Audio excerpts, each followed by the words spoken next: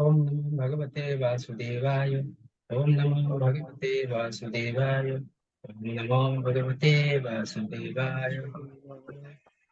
ओम अज्ञानतिमिरान्धस्य ज्ञानाञ्जनशलाकया चक्षुरुन्मिलितं तस्मै श्री हरे कृष्ण। सबको स्वागत है हमारे भक्ति शास्त्री क्लास में। आज हम देखेंगे भगवद गीता पांचवा अध्याय है, जो कृष्ण भावना विहित कर्म। पिछली बार पढ़े थे किस प्रकार अर्जुन ने प्रश्न पूछा, मैं कर्म करूं क्या त्याग करूं। उसमें जो कृष्ण भावना विहित होकर जो कर्म करते वो है असली कर्म है। तो सेक्शन देखेंगे 17 से 29। भगवान पर ध्यान केंद्रित करने से मुक्ति, इस प्रकार चैप्टर का विभाग है। 7 से 12 निष्काम कर्म योग कैसे अभ्यास करना है। और पिछले बार देखे थे 13 से 16 ज्ञान की परिभाषा क्या है, 3 कर्ता को समझना है। तो आज देखेंगे परमात्मा के केंद्रित करके मुक्ति की मार्ग पर जाना, मुक्ति कैसे होना है भगवान को केंद्रित करके। और 17 से 27 से 28 ही बोलते कि अष्टांग योग से माध्यम से मुक्ति की मार्ग क्या होता है। और 29 नंबर श्लोक का शांति के स्तर में मुक्ति की मार्ग। ठीक है, जैसे आप में देखें श्लोक क्रमांक 17।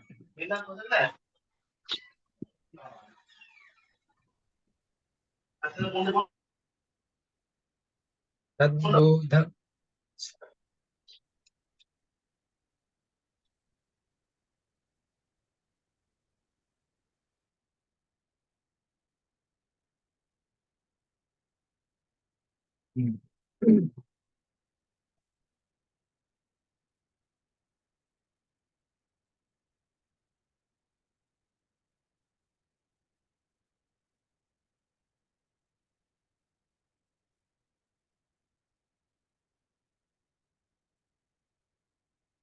हरे कृष्ण कृष्ण कृष्ण हरे हरे, हरे राम हरे राम।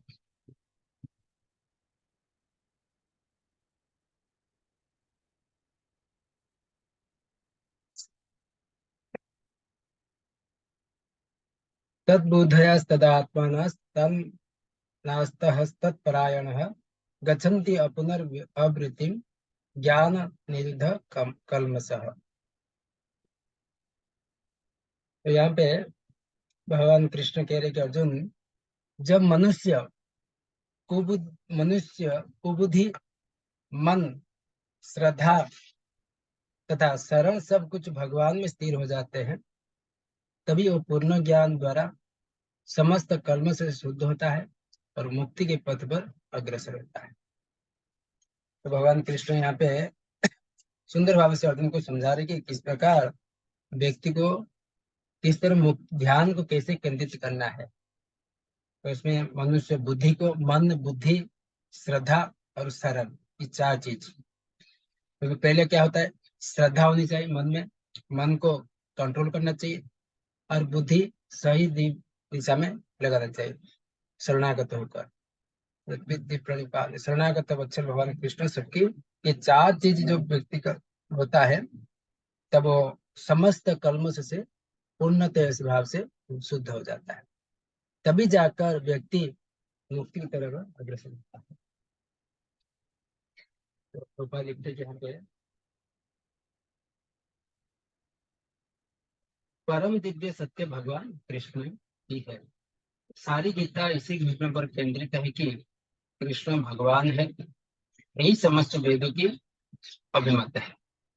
पर तत्व का अर्थ परम सत्य है, जो भगवान के ब्रह्मा परमात्मा तथा भगवान के रूप में जानने वाले द्वारा समझा जाता है। तो भगवान कहते कि मत्तः परतर ज्ञानत किंचित स्थित धनंजय। कृष्ण कृष्ण निराकार ब्रह्म के भी अनुमोदन करते हैं, ब्रह्म ही प्रतिष्ठा हम। अतः सभी प्रकार से कृष्ण का परम सत्य पर तत्व है, जिनके मन, बुद्धि, श्रद्धा तथा शरण कृष्ण में है, अर्थात जो पूर्णतया कृष्ण भावना भावित है, उनके सारे कर्मों से धूल हो जाए, धूल सब साफ हो जाए और इन ब्रह्म संबंधी प्रत्येक वस्तु का पूर्ण ज्ञान रहता है। तो सुंदर भाव से प्रभुपाद बता रहे कैसे एक कृष्ण चेतन व्यक्ति कैसे मुक्ति पर निरंतर आगे हमेशा अपने मन को, बुद्धि को, ज्ञान को और शरण जाते भवन की और निरंतर आगे बढ़ती है। तो श्लोक क्रमांक 28 में बता रहे कि 17-18 में आत्म साक्षात्कारी पुरुष की आत्म साक्षात्कारी पुरुष की समान दृष्टि होता है। जो आत्म साक्षात्कार के व्यक्ति रहते हैं इनका दृष्टि समभाव रहते हैं, सारे जीवात्मा में समभाव।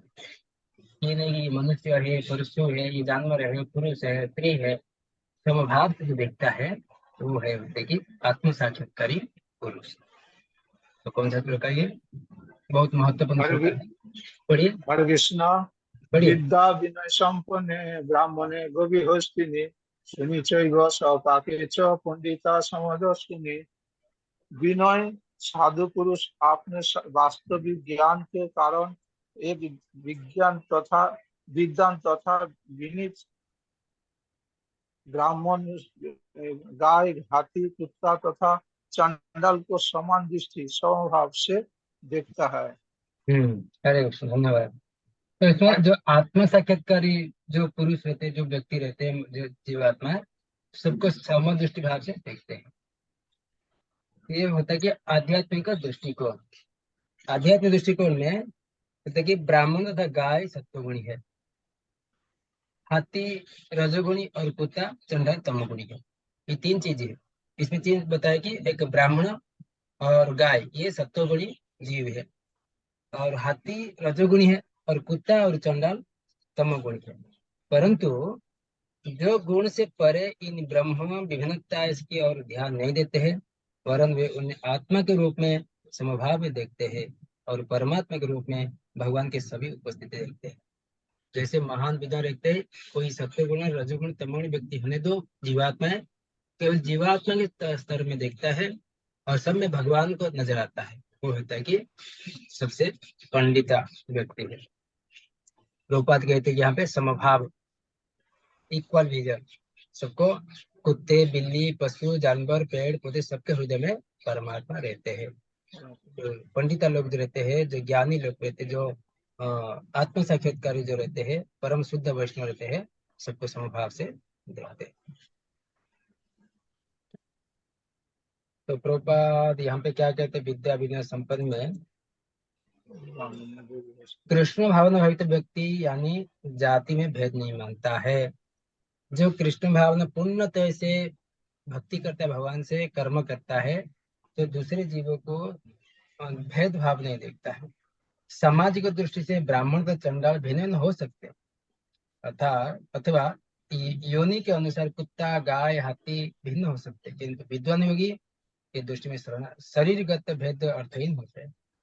इसका कारण भगवान से उनका संबंध है। भगवान परमात्मा रूप में हर जीव की हृदय के अंदर रहते हैं, स्थित रहते हैं।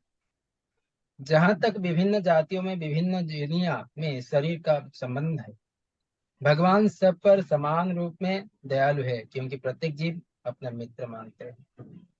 तो ये होता है कि उनका समानता दृष्टिकोण है, जो बताते हैं कि किंतु अंतर इतना कि आत्मा शरीर के सीमा के भीतर सचेतन रहता है, जबकि परमात्मा सभी शरीर के सचेतन रहता है। परमात्मा बिना किसी भेदभाव के सभी शरीर में विद्यमान है।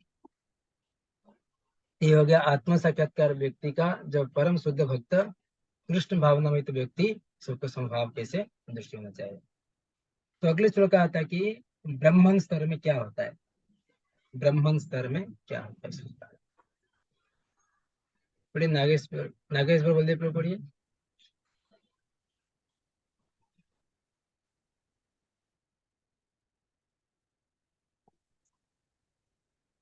नागेश्वर बलदेव प्रभु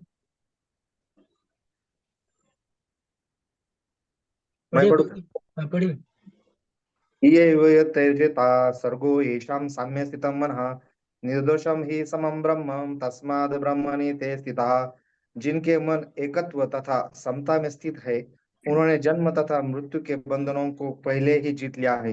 वे ब्रह्म के समान निर्दोष हैं और सदा ब्रह्म में ही स्थित रहते हैं। हरे कृष्ण प्रभु, दंडवत प्रणाम। तो यहाँ पे कैसे बताते हैं कि जब ब्राह्मण स्तर में, तो व्यक्ति जिनके मन, सारे श्लोक में होते हैं, मन को एकत्व, एक व्यवसाय का बुद्धि एक ही करूँ, जो जिनके मन एकत्व होता है, समता में स्थित है, उन्हें जन्म तथा मृत्यु के बंधन से पहले जीत लेते हैं। कोई व्यक्ति मन को जीत लिया अर्थात मृत्यु के बंधन से भी जीत लेते हैं। ये ब्रह्म के समान निर्दोष है और सदा ब्रह्म में स्थित रहते हैं, भगवान के ब्रह्म में स्थित रहते हैं। तो प्रभुपाद यहाँ पे कह रहे कि आत्मा परमात्मा, तो ये दृष्टिकोण बता रहे।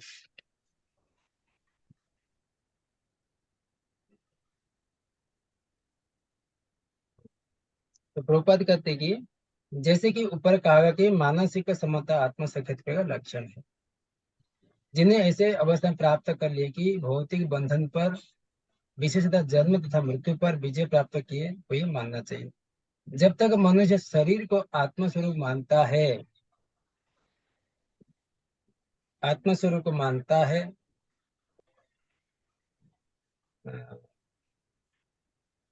आत्मस्वरूप को मानता है, वो बद्धजीव माना जाता है।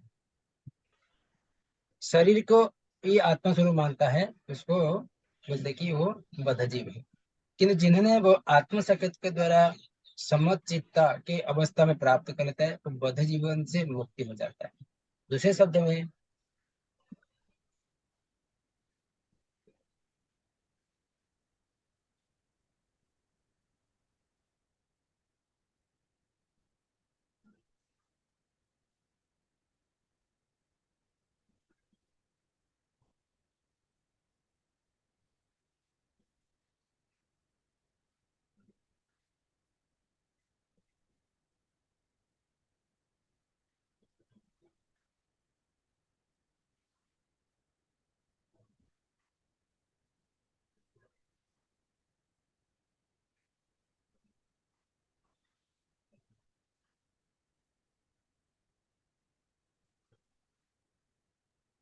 तो यहाँ पे प्रोपा लिख रही कि भगवान के निर्दोष है, क्योंकि, हाँ सॉरी, दूसरे शब्द में इससे भौतिक जगत में जन्म नहीं लेना पड़ता जो आत्म साक्षात्कार में रहते हैं, परंतु अपितु अपने अपनी मृत्यु के बाद आध्यात्मिक लोक में जाता है।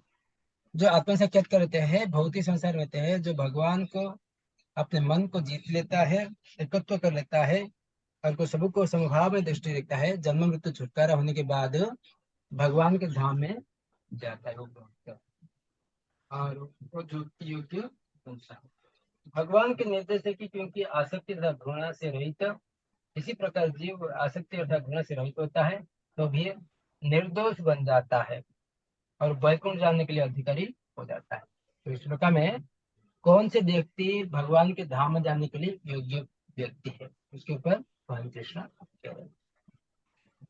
तो उनके लक्षण ये आगे बताएंगे, किस प्रकार पहले मुक्ति मानना चाहिए जैसे व्यक्ति, कैसे उनका लक्षण होना चाहिए।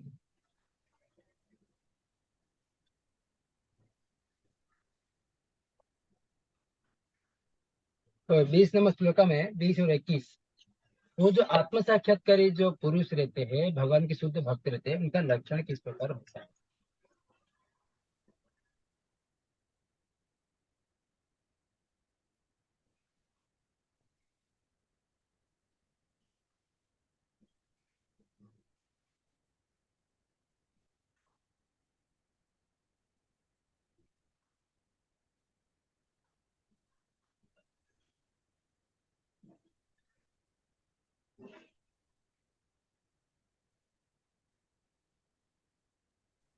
तो यहाँ पे ये श्लोक में आत्म साक्षात्कारी जो पुरुष के लक्षण क्या होता है, उन 20 और 21 में बता रहे हैं। 20 नंबर श्लोक पढ़िए श्लोक। हरे कृष्ण प्रभु जी। हरे कृष्ण। पढ़िए पढ़िए। माता जी पढ़िए। यस प्रभु जी।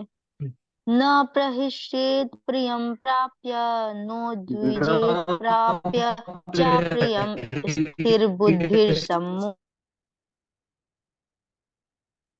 अर्थ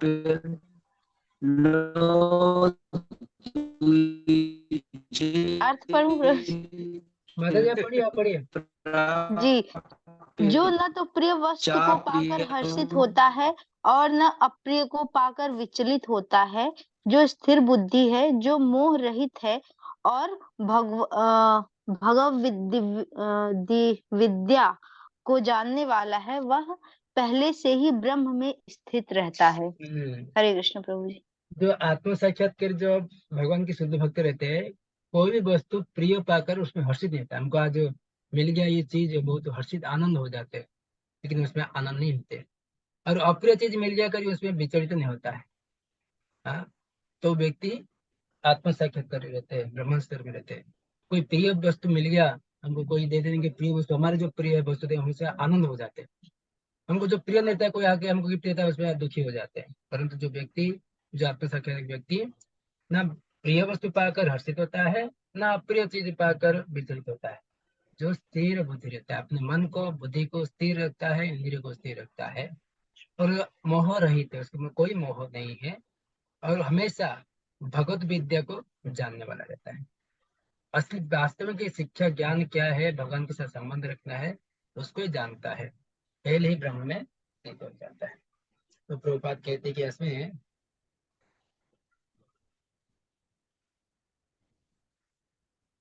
स्थिर बुद्धि 20 नंबर बताते कि यहाँ पर स्वरूप सिद्धि व्यक्ति का लक्षण दिया गया। जो स्वरूप सिद्धि जो व्यक्ति, जो भक्त रहते हैं, उनके लक्षण। पहला लक्षण है कि उनमें से शरीर और आत्म तत्व में तादात्म्य का भ्रम नहीं रहता है। वो भली भांति जानता कि मैं ये शरीर नहीं हूँ, अपितु भगवान का एक अंश, जीवेर स्वरूप नित्य कृष्णदास ममे वास जीवन को जीव, ये जो समझता है। अच्छा, कुछ प्राप्त होने पर तो ना और इससे प्रसन्नता होती है और ना शरीर के कुछ हानि होने पर भी शोक करता है। मन की यह स्थिरता, स्थिर बुद्धि आत्म बुद्धि कहलाती है। अतः वह न स्थूल शरीर का आत्मा मानने के लिए भूल करके मोहग्रस्त होता है, न शरीर को स्थायी मानकर आत्मा अस्तित्व को ठुकराता है। इसी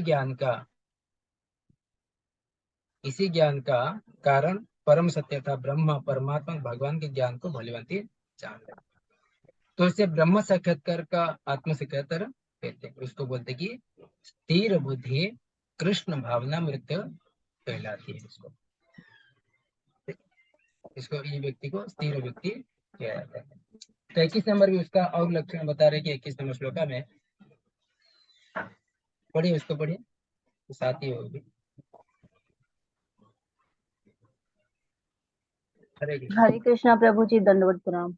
बाह्य स्पर्शस्य सत्ता, बाह्य स्पर्शेषु असक्त आत्मा विदन्ति आत्मनि यत् सुखम स ब्रह्म योग युक्तात्मा सुखम क्षेम शनुते। ऐसा मुक्त पुरुष भौतिक इंद्रिय सुख की ओर आकृष्ट नहीं होता, अपितु सदैव समाधि में रहकर अपने अंतर में आनंद का अनुभव करता है। इस प्रकार स्वरूप सिद्ध व्यक्ति पर ब्रह्म में एकाग्रचित्त होने के कारण असीम सुख भोगता है। हरे कृष्ण प्रभु जी, धन्यवाद। हाँ, तो यहाँ पे बोलते कि आत्माराम, जो उसको बोलते कि अपने समाधि में रहकर अपने अंतर में आनंद अनुभव करते, उसका आत्माराम कहते हैं। इस प्रकार स्वरूप सिद्धि व्यक्ति परम ब्रह्म में एकाग्रचित्त होने के कारण असीम सुख का, क्षणिक सुख कहते कि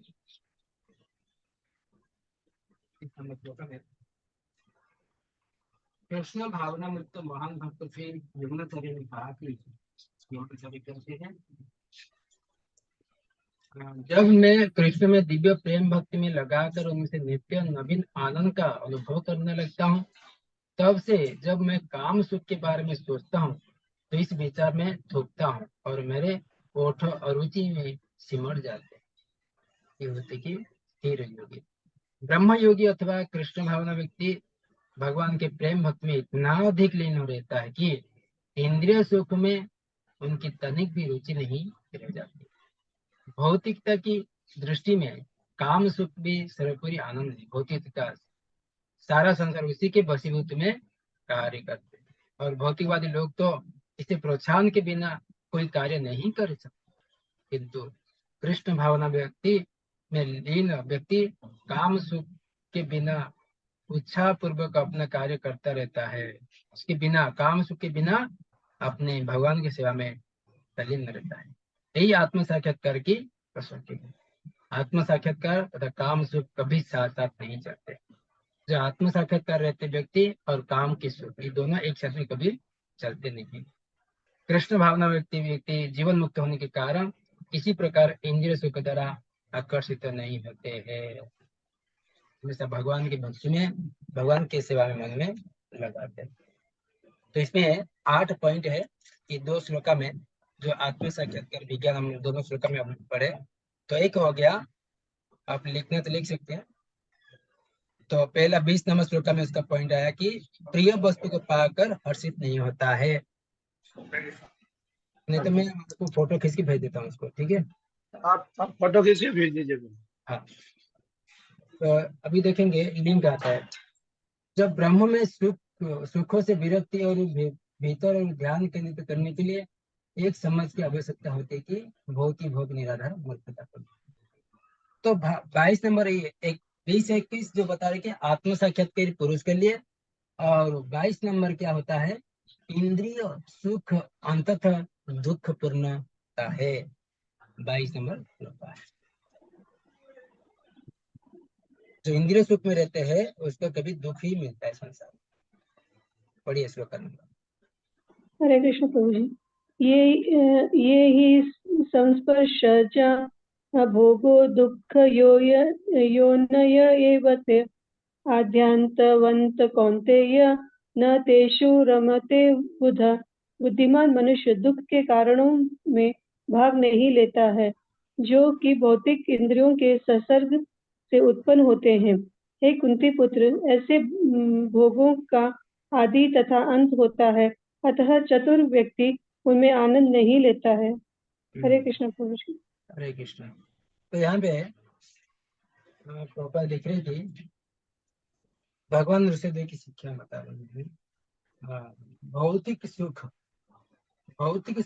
उन इंद्रियों को स्पर्श से अद्भुत में जो नाशवान है, क्योंकि शरीर स्वयं नाशवान है।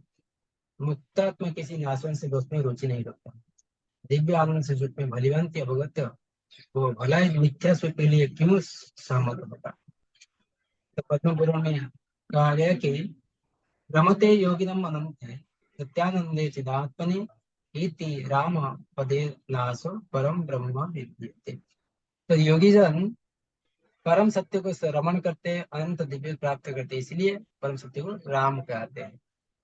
तो भागवत में ये 5वां स्कंद में बताया गया कि ऋषभ देव अपने संतान को बता रहे कि नायम देहो देवभाजम नरुलक कष्टानम कर्मणम विडम्ब भूजाये तपो दिव्यम पुत्र का एनम सत्वम सुदगेत सम्यक ब्रह्म सौख्यम तत्व न अंतम। तो यहाँ पे ऋषभ देव अपने पुत्र को शिक्षा देते कि हे पुत्र, इस मनुष्य योनि में इंद्रिय सुख के लिए अधिक श्रम करना व्यर्थ है। ऐसा सुख तो शुक्र और भी प्राप्य है, जो नीच योनि प्राणियों में भी प्राप्य है इंद्रिय सुख। इसके अपेक्षा तुम्हें इस जीवन में तप करना चाहिए। मनुष्य जीवन मिला है तो तपस्या करना चाहिए, जिससे तुम्हारा जीवन पवित्र हो जाए और तुम असीम दिव्य सुख को प्राप्त कर सकोगे। अतः जो यथार्थ योगी या दिव्य ज्ञानी है इंद्रिय सुख की ओर आकृष्ट नहीं होते हैं, क्योंकि वो निरंतर भवरोग में के कारण जो भौतिक सुख के प्रति जितना ही आसक्त होते हैं उतना ही उसको अधिक भौतिक दुख मिलता है। प्रभुपाद सीधा क्लियर कर बता दी। जो व्यक्ति जितना भौतिक सुख के प्रति जितना आसक्त हो जाता है उतना ही उसका अधिक भौतिक कष्ट और दुख मिलता है। ये होता है कि इंद्रिय सुख में अत्यंत दुखपूर्ण है। तो 23 नंबर श्लोक में कह रहे कि तो कोई प्रश्न कर सकता है इसमें, बोले कि अगर इंद्रिय सुख दुखपूर्ण है, यह ज्ञान होने पर भी इंद्रिय आकर्षण बना रहता है, अतः कृष्ण अब भौतिक इंद्रियों को वेग में सहन करने की सलाह देंगे। तो इसे कहते हैं कि अगर इंद्रिय सुख दुखपूर्ण है तो उसको कैसे ये आकर्षण इंद्रिय बने रहता है, तो कैसे हम कृष्ण को हमको बताया कि कैसे हमको सहन करने की सलाह देते हैं इस श्लोक में। तो कैसे हम इसको मन को, इंद्रियों को कैसे नियंत्रण कर पाएंगे, ये 23 नंबर श्लोक में भगवान कृष्ण कहते कि कैसे हमको इंद्रियों की जो मांग मांग करता है उसको कैसे सहन कर पाएंगे, जीवन में अंत तक उत्तेजना को सहन करे, 23 नंबर श्लोक में बताएंगे।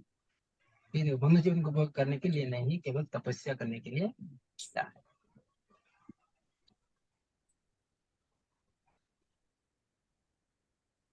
तो ये श्लोक क्रम कैसे हम हमारे मन इंद्रिय को जो उत्तेजना को सहन कर सकते हैं, श्लोक 23 नंबर श्लोक पढ़िए। 23 नंबर श्लोक। हरे कृष्णा प्रभु जी। हरे कृष्ण। श्लोक नंबर 23। शक्नोति इह एव यह सोढुं प्राक् शरीर विमोक्षणात् काम क्रोध उद्भवं वेगम सह युक्तः सह सुखी नरः। यदि इस शरीर को त्यागने के पहले कोई मनुष्य इंद्रियों के वेग को सहन करने तथा इच्छा एवं क्रोध के वेग को रोकने में समर्थ होता है तो वह इस संसार में सुखी रह सकता है। हरे हाँ, कृष्णा प्रभु जी। तो संसार में सुखी रहने के लिए और मन इंद्रिय के उत्तेजन को कैसे सहन करना है, इस प्रकार में कहते हैं। यदि इस शरीर के त्यागने के पहले कोई मनुष्य इंद्रियों को वेगों को सहन करने तथा इच्छा एवं क्रोध वेग को रोकने के लिए में समर्थ हो जाए, तो कैसे समर्थ है, इसको पहले पहले किसको, इंद्रियों को वेग को सहन करना है शरीर त्यागने से पहले। इंद्रिय पंच इंद्रिय को वेगो वेग वाचो वेग मनसा क्रोध वेगम जीवा वेगम क्रोधर वेग, जो पहले हम नेक्टर ऑफ इंस्ट्रक्शन में पढ़े थे। और इच्छा एवं क्रोध वेग को रोकने में समर्थ होता है। इच्छा करता है, हम अलग प्रकार भौतिक इच्छाएं रहती है, ये चाहिए वो चाहिए, और क्रोध हमेशा कुछ होता है तो तुरंत क्रोध हो जाता है हमारे को। ये तीनों चीज को अगर उसको काबू में कर सकते हैं तो संसार में सुखी हो सकते हैं। तो प्रभुपाद कह रहे कि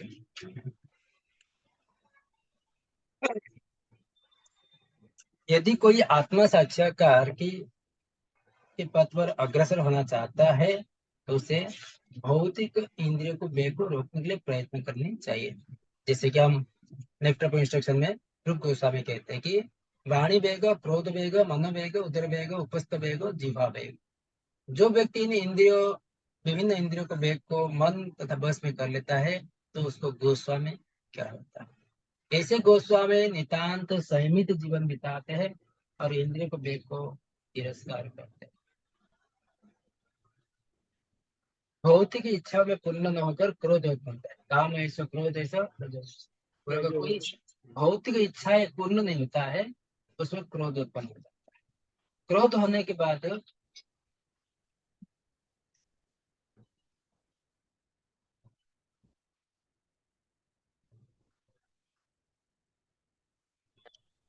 हरे कृष्ण प्रभु जी। तो वेग क्या होता है?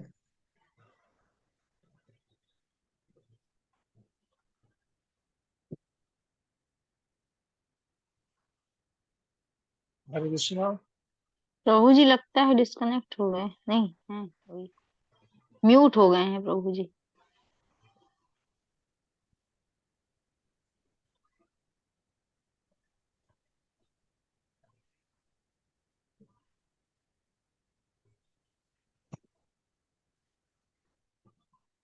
हरे कृष्ण। हरे कृष्णा। तो यहाँ पे कहते कि शरीर की परित्याग करने से पहले मनुष्य को इसी बस में करना। हरे कृष्ण। तो जो ऐसा कर सकता है स्वरूप सिद्धि माना जाता है और आत्मा साक्षात्कार की अवस्था में बहुत सुखी रहता है। योगी का कर्तव्य है कि वो इच्छा तथा क्रोध बस में करने की भस्मक प्रयत्न कर तुरंत प्रयत्न करना चाहिए। बोले कि अगर कोई भौतिक इच्छा रहता है, भौतिक इच्छा पूरा नहीं होता, इसमें क्रोध में उत्पन्न होता है। काम ऐसे क्रोध ऐसे इच्छा क्रोध उत्पन्न होता है, उसके बाद मोह के कारण बन जाता है। ये भौतिक बंधन का कारण। तो 24 नंबर श्लोक में बताते कि अगर इसमें लिंक आता कि उत्तेजना को सहन करना और चपल सुखकारी ब्रह्म क्रियाकलापों से निवृत्ति सभी संभव है, तभी संभव है जब उत्तम रस का आस्वादन नहीं कर सकते और आंतरिक सुख का आनंद ले, जो अंदर से आनंद ले सके कि भौतिक इच्छा अपने आप दब जाएगा। तो कैसे आनंद लेना है, ये इस श्लोक में अंतःकरण में आनंद का अनुभव, हम अंदर से कैसे आनंद ले सकेंगे, तो उसके बारे में बता रहे हैं। तो ये नेक्स्ट श्लोक का 24 नंबर पे, ब्रह्म भूत प्रश्न स्वप्नोत्थि। ये पढ़िए श्लोक पढ़िए।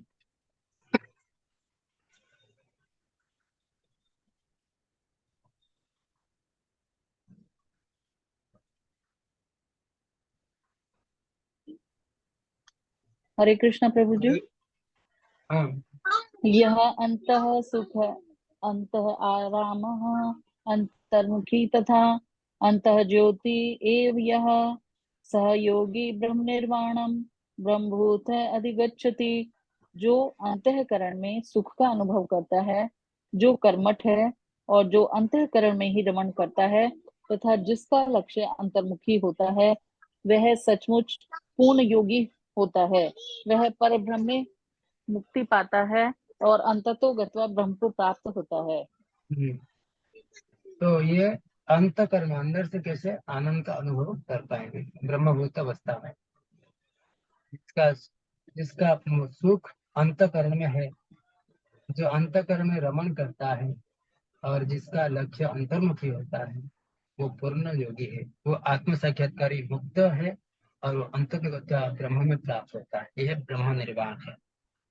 तो प्रभुपाद कहते हैं कि यहाँ पे मुक्त पुरुष वास्तविक अनुभव द्वारा सुख भोगता है। तो प्रभुपाद कहते हैं कि यहाँ पे जब तक मनुष्य अपने अंतःकरण में सुख का अनुभव नहीं करता है, जब तक भला ब्रह्म सुख को प्राप्त करने वाले ब्रह्म क्रिया से कैसे सुख सकता है। मुक्त पुरुष वास्तविक अनुभव द्वारा सुख भोगता है। अतः वे किसी भी स्थान में मौन भाव से बैठकर अंतःकरण में जीवन कार्यक्रम में आनंद लेता है। ऐसा मुक्त पुरुष कभी ब्राह्म्य भौतिक सुख की कामना नहीं करता। अवस्था में ब्रह्मभूत कहलाती है, जिसे प्राप्त करने के लिए करने पर भगवत धाम जाना निश्चित है। कभी 25 नंबर श्लोका में अतः कि तो मुक्ति प्राप्त करने के लिए उसका क्या उसका रूल नियम क्या है, कैसे कर सकते, मुक्ति प्राप्त करने के लिए साधना क्या है, उसका प्रोसेस क्या है, तो इस श्लोका में बता 25 नंबर पढ़िए। पढ़ा है प्रभु जी, हाँ पढ़ता हूँ प्रभु जी, हाँ पढ़ता हूँ प्रभु जी। पढ़िए पढ़िए। लभन्ते ब्रह्म निर्माणम ऋषयः छिन्न कल्मषा छिन्न द्विधा यत आत्मनः सर्वभूतहिते रता। जो लोग संशय से द्वेष से परे हैं, जिनके मार्ग में रत हैं, जो समस्त जीवों के कल्याण कार्य करने में सदैव व्यस्त रहते हैं और जो समस्त पापों से रहित हैं, वे ब्रह्म निर्वाण को प्राप्त होते हैं। हरे कृष्ण। हरे कृष्ण। तो यहाँ पे उनके मुक्ति प्राप्त करने के लिए साधना क्या है, पहला आता है कि पापों से मुक्ति, द्वंद्व से और संशय से मुक्ति, चित्र द्वेधा, मन आत्म साक्षात्कार में रत रहना है, समस्त जीवों के कल्याण कार्य करने के सदैव व्यस्त रहना है। तो यहाँ पे प्रभुपाद लिख रहे हैं केवल वही व्यक्ति सभी जीवों के कल्याण कार्य में रहता रह जाएगा, पूर्णतया कृष्ण भावित जो व्यक्ति रहता है हमेशा जीवन दूसरे जीवों के प्रति कल्याण कार्य में रहता रहता है। प्रभुपाद आगे कह रहे कि जो व्यक्ति मानव समाज का भौतिक कल्याण करने की व्यस्त रहता है, वो वास्तव में किसी का भी सहायता नहीं कर सकते। जो व्यक्ति मानव समाज का भौतिक कल्याण करने के लिए व्यस्त रहता है, वास्तव में किसी का सहायता नहीं करता है। शरीर तथा मन की क्षणिक सुखी के संतोषजनक नहीं होती। जीवन संघर्ष में कठिनाई का वास्तविक कारण मनुष्य द्वारा भगवान से अपने संबंध की विस्मृति में ढूंढा जा सकता है। जब मनुष्य कृष्ण के साथ अपने संबंध के प्रति पूर्णतः सचेष्ट रहता है, तो वो वास्तव में मुक्त आत्मा होता है। भले ही वो भौतिक शरीर में जाल में फंसा, भले ही भौतिक शरीर में रहता हुआ भी नजर में आता है, फिर वो मुक्त शरीर में मुक्त आत्मा कहते हैं। तभी 26 श्लोका में तो कोई प्रश्न कर सकते, इससे लिंक क्या है? पिछले 2 श्लोक में वर्णित योग्यता के दुर्लभ प्राप्त के कठिन है। अब कृष्ण अगले श्लोक में पुनः आश्वस्त करेंगे किस प्रकार मुक्ति निकृष्ट भविष्य में सुनिश्चित। मुक्ति कैसे मुक्ति पा पाएंगे हम, उसका भविष्य में कैसे उसका सुनिश्चित कर रहे भगवान इस श्लोक में 26 नंबर श्लोक। तो ये में देखिए भौतिक कल्याण के लिए तो प्रभुपाद के अनुसार शरीर तथा मन की क्षणिक सुख के लिए संतोषन को नहीं होती है। अलग प्रकार जो शारीरिक सुख के लिए दान करते हैं। तो इस श्लोक में देखिए अभी किस प्रकार मुक्ति निकट भविष्य में कैसे सुनिश्चित है, इस श्लोक में बता रहे 26 नंबर श्लोक पढ़िए। हरे कृष्ण प्रभु जी। पढ़िए। काम क्रोध विमुक्त नाम ज्योति नाम ज्योत चेतसाम अभीत ब्रह्म निर्वाणो वर्तते विदिता आत्मनो। जो क्रोध तथा समस्त भौतिक इच्छाओं से रहित है, जो स्वरूप सिद्धि आत्म संयमी है और संसिद्धि के लिए निरंतर प्रयास करते हैं, उनकी मुक्ति निकट भविष्य में सुनिश्चित है। हरे कृष्ण जी। हरे कृष्ण। जो क्रोध और समस्त भौतिक इच्छा से रहित है, जो स्वरूप सिद्धि आत्म संयमी है और संसिद्धि के लिए निरंतर प्रयास करते हैं, उसकी मुक्ति निकट भविष्य में सुनिश्चित है।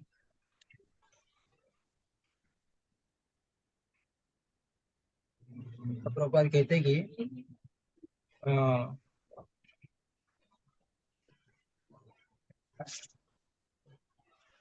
मोक्ष के लिए सतत प्रयत्नशील रहने वाले साधु पुरुषों में जो कृष्ण भाव निवृत्ति होता है वो सर्वश्रेष्ठ है। तो यहाँ पे प्रभुपाद लिख रहे कि भौतिक भक्ति पूर्वक भगवान वासुदेव की पूजा करने पर प्रयास करो। बड़े से बड़े साधु पुरुष भी इंद्रिय वेग में उतनी कुशलता से रोक पाने समर्थ नहीं होते पाते जितना भी सकाम कर्म में तीव्र इच्छा से सुगुण नष्ट करके भगवान के चरण कमल सेवा करके दिव्य आनंद में भक्तों के सामने बड़े बड़े सिद्धि पुरुष भी हार जाते हैं। भक्त स्वतः सहज रूप से अपने इंद्रियों को बस में कर लेता है। बद्ध जीव में कर्म के फल का भोगने की इच्छा इतनी बलवती होती है कि ऋषियों मुनियों तक भी लिए कठिन परिश्रम के बावजूद भी ऐसी इच्छा का बस में कर पाना कठिन हो जाता। जो भगवत भक्त कृष्ण चेतना में निरंतर भक्ति में रहता है, भक्ति करता है और आत्मा साक्षात्कार में सिद्ध होता है, वो शीघ्र ही मुक्ति प्राप्त करता है। जैसे यहाँ पे दृष्टि में कहा गया कि दर्शनम ध्यानम स्वर्श मच्छ कर्म विमागम स्वानंति पुष्पति तथा पद्मज। अर्थात कछुआ अपने संतान को सिर्फ ध्यान द्वारा लाता है। कछुआ के अंडे जमीन पर रखे जाते हैं और कछुआ पानी में रहते हैं और अंडे पर ध्यान देता है, तभी वो अंडा अपने आप उठ के बाहर आता है। और मछली का कैसे, यहाँ पे मछली अपने बच्चों को केवल देखकर बड़ा कर देती है। मछली अपने बच्चों को देखकर बड़ा कर देती है। और यहाँ पे पक्षी केवल स्पर्श से अपने संतान को पालते हैं। तो इसी प्रकार भगवत भक्त भगवत धाम से दूर स्थित रहकर भी भगवान के चिंतन करके कृष्ण भावनामृत में द्वारा उनके धाम पहुंच सकता है। तो कोई कहेगी भगवान इतना दूर है, मैं देखभाल कौन करेगा, कैसे करते हैं ना, इतने केवल ध्यान स्थित में रहकर भी चिंतन के माध्यम से कृष्ण भगवान का मुक्ति, जैसे द्रौपदी मैया ने। इस प्रकार कोई व्यक्ति ध्यान करके भगवान कृष्ण को अपने उनके धाम में पहुंचा जा सकता है। इसमें भौतिक 3 उदाहरण दिए गए, कछुआ, मछली और पक्षी। तो 27 और 28 नंबर में 28 नंबर में अष्टांग योगी के द्वारा मुक्ति। भी लास्ट सेक्शन है आज का क्लास का। लास्ट सेक्शन क्या था? 27 से 28 से अष्टांग योग से माध्यम से मुक्ति की मार्ग है। पढ़िए 27 और 28 नंबर श्लोक एक साथ में पढ़िए।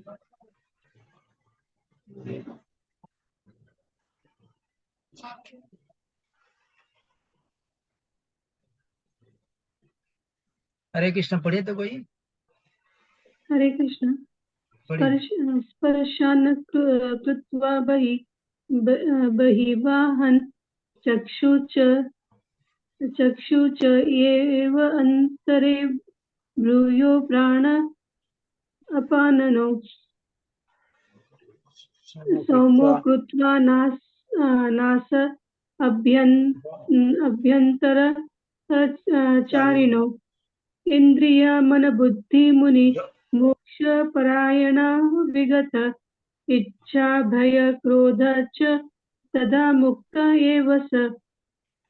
समस्त इंद्र विषयों को बाहर करके दृष्टि को बाहों के मध्य में केंद्रित करके प्राण तथा अपान वायु को तत्वों के भीतर रोक कर और इस तरह मन इंद्रियों तथा बुद्धि को वश में करके जो मोक्ष को लक्ष्य बनाता है वह योगी इच्छा भय तथा क्रोध से रहित हो जाता है।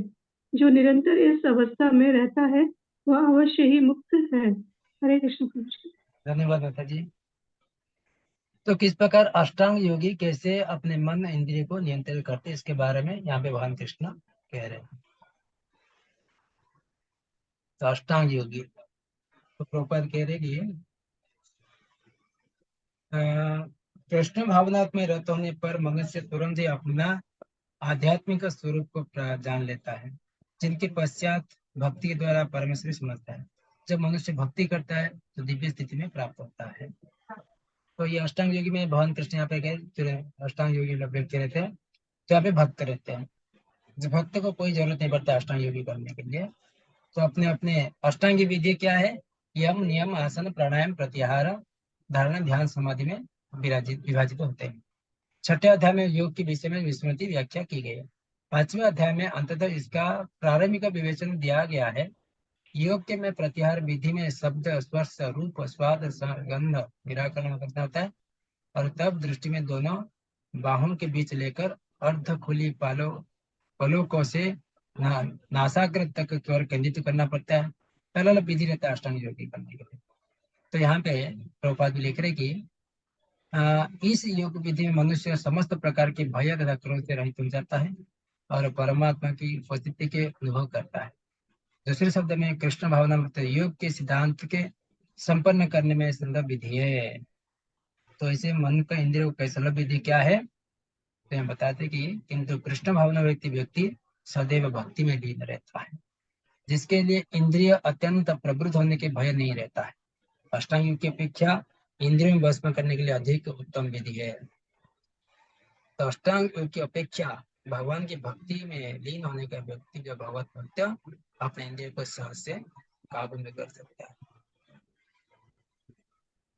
तो लास्ट श्लोक है सबके यहाँ पे 29 नंबर बता रहे कि शांति सूत्र कृष्ण को समझना है भक्ति। अगर भगवान कृष्ण को समझने के लिए भक्ति योग के माध्यम से हम समझ सकते हैं। पढ़िए श्लोक पढ़िए। पढ़े प्रभु उत्तरं जी। जगतपस्यां सर्वलोकमहेश्वरं सुहृदं सर्वभूतानां ज्ञातवान् शान्तिमिच्छति।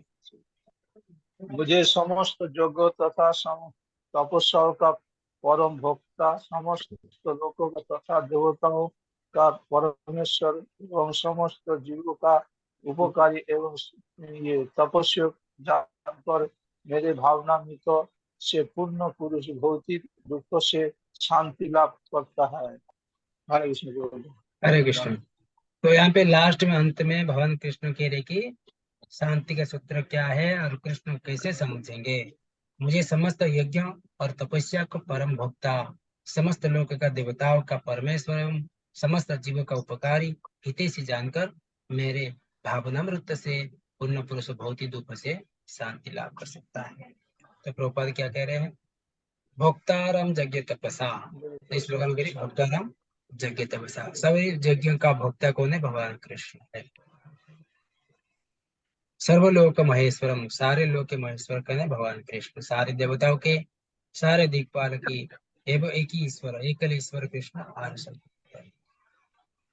सुहृद सर्वभूतानाम, भगवान सभी के हृदय में परमात्मा रूप में विराजमान रहते हैं।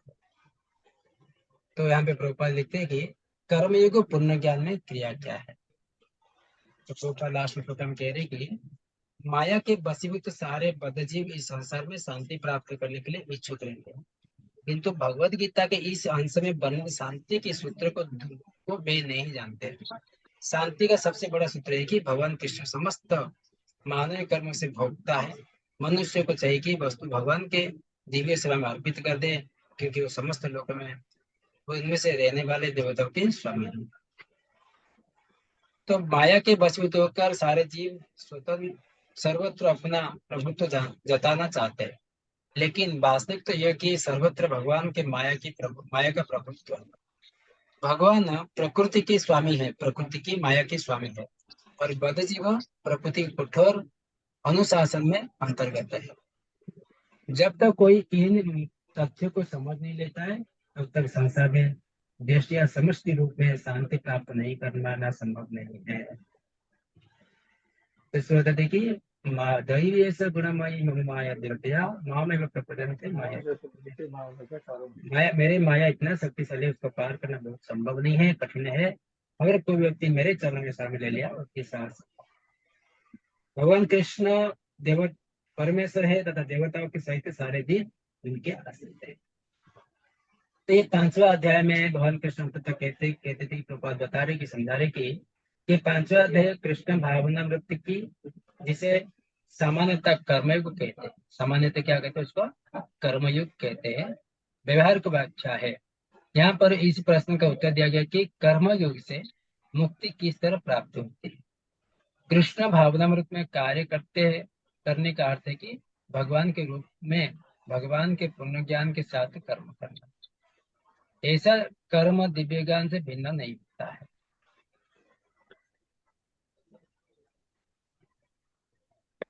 हाँ, परमेश्वर रूप में होना करता है। तो ऐसा कर्म दिव्य ज्ञान के भिन्न नहीं होता है। प्रत्यक्ष कृष्ण भावना में भक्ति योग है, और ज्ञान योग में पथ जिसे भक्ति योग प्राप्त है। तो कृष्ण भावनामृत का अर्थ है कि भगवान के साथ अपने संबंध को पूर्ण ज्ञान प्राप्त करके कर्म करना है। यह है कर्म भगवान के लिए कर्म करना। कर्म को पूर्ण ज्ञान की क्रिया है। वो माया के पर प्रभुत्व देता इच्छा से माया के संपर्क में आ जाता है। तो और वही इसके कष्ट का मूल कारण क्या है? जब माया के अधीन बन जाते हैं तभी कष्ट का मूल कारण होता है। जब तक पदार्थ संपर्क में रहता है, उससे भौतिक आवश्यकता के लिए कर्म करना पड़ता है, किंतु कृष्ण भावनामृत उससे पदार्थ से परधि से स्थित होते करने पर भी दिव्य स्वरूप को पुनः प्रकट होता है। जो मनुष्य जितना ही प्रगत है, वो उतना ही पदार्थ बंधन से मुक्त हो जाता है। भगवान किसी के पक्षपात नहीं करते। भगवान कृष्ण किसी के साथ, कोई जीवात्मा के साथ पक्षपात नहीं करते। तो क्या करते हैं? जो कृष्ण भावनामृत के लिए व्यक्तिगत व्यवहारिक कर्तव्य पालन पर निर्भर करता है, इनसे मनुष्य इंद्रिय पर नियंत्रण प्राप्त करके इच्छा तथा क्रोध को प्रभाव को जीत लेता है, और जो कोई उपयुक्त काम इच्छा को वश में करके कृष्ण भावनामृत में दृढ़ रहता है, वो ब्रह्म निर्वाण दिव्य अवस्था में प्राप्त होता है। इस जो समझे हम भगवान के अंश है, तभी वो शाश्वत का रहता है। तो कृष्ण जितना भौतिक जगत में एक आध्यात्मिक अनुभव की अनुभूति है। भगवान किसी के लिए पक्षपात नहीं करते हैं, लेकिन ये तमाम प्रबोधन से ताम से भगवान किसी के प्रति, जैसे प्रहलाद महाराज, ध्रुव महाराज भगवान की भक्ति की, और हिरण्यकश्यप,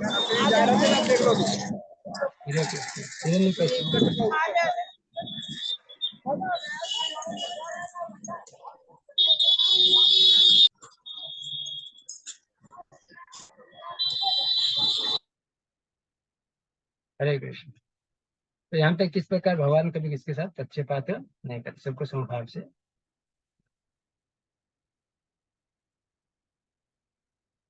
तो योगी और योग शक्ति के खोज में रहते, अष्टांग योगी वाले इस प्रकार पालन करते हैं। अलग प्रकार यम नियम आसन प्राणायाम प्रत्याहार धारणा ध्यान समाधि में रहते हैं। तो ये योगी और कहते हैं यम नियम आसन प्राणायाम ध्यान प्रत्याहार ध्यान समाधि में रहता है। तो इस प्रकार भगवान की भक्ति में तल्लीन कर इस श्लोका में बता रहे कि अध्याय में भगवान कृष्ण के साथ अपने मन बुद्धि और ज्ञान शरणागति होकर भगवान को केंद्रित करके जो व्यक्ति कर्म करता है उसको कृष्ण भगवान को कर्मयोगी कहते हैं। ठीक है, हरे कृष्णा। इस प्रकार हमारा 5वां अध्याय समाप्त होगा। कोई किसका प्रश्न है?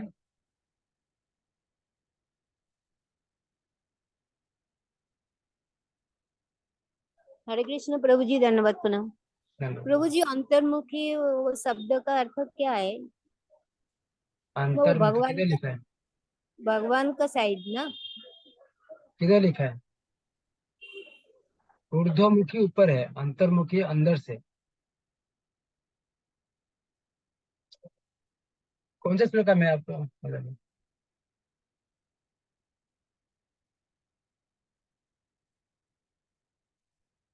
माता जी कौन सा श्लोक है? 24 श्लोका के अर्थ में है प्रभु जी। 24 श्लोक।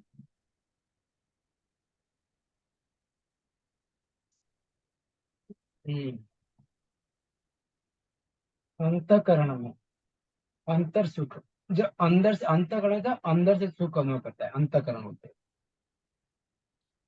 अंतःकरण था अंदर से सुख को अनुभव करता है। अंतर्मुखी किधर लिखा है?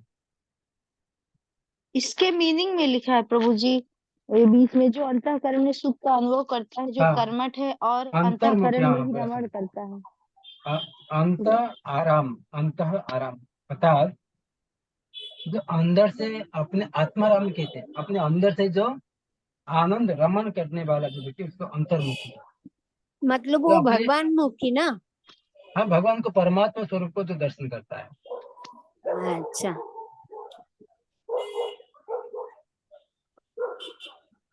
ठीक है, हरे कृष्ण। ठीक है, हमारे इधर 5वां अध्याय समाप्त। और किसका कोई प्रश्न है?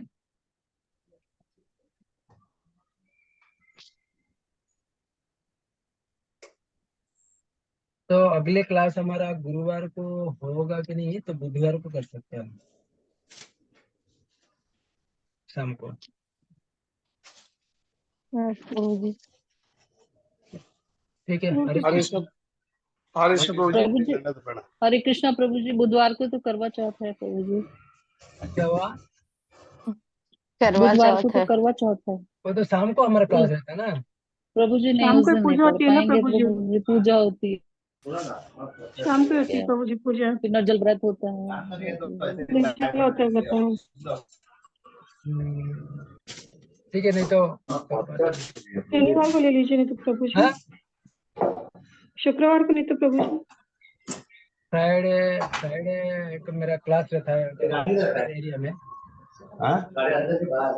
अंदर तो उधर गुरुवार को दिन में रख सकते हैं क्या हम? 5 से 6 रख लीजिए। 5 से 6 जिन रख सकते हैं? लोगों का व्रत वगैरह है प्रभु जी, गुरुवार को 5 से 6 रख सकते हैं? तो व्रत वाले तो नहीं आ पाएंगे। गुरुवार को करवा 5 से चौथ तो 6। बुधवार को है ना? हाँ, गुरुवार को 5 से गुरुवार 6 को रखते क्या हैं। है? गुरुवार को कोई प्रॉब्लम नहीं, गुरुवार को तो कर सकते हैं ना? हाँ, गुरुवार को 5 से 6 रखते हैं। हाँ प्रभु जी। ओके, ठीक है प्रभु जी। हरे कृष्ण। हरे कृष्ण हरे प्रभु कृष्ण जी। हरे प्रभु जी, कृष्ण दंडवत प्रभु जी, प्रणाम। दंडवत हरे प्रणाम। कृष्ण, हरे कृष्ण। हरे कृष्णा प्रभु जी, हरे दंडवत कृष्णा प्रणाम। प्रभु जी। हरे कृष्ण। हरे कृष्णा हरे प्रभु कृष्ण जी, प्रभु दंडवत जी, प्रणाम। दंडवत प्रणाम। दंडवत प्रणाम प्रभु जी।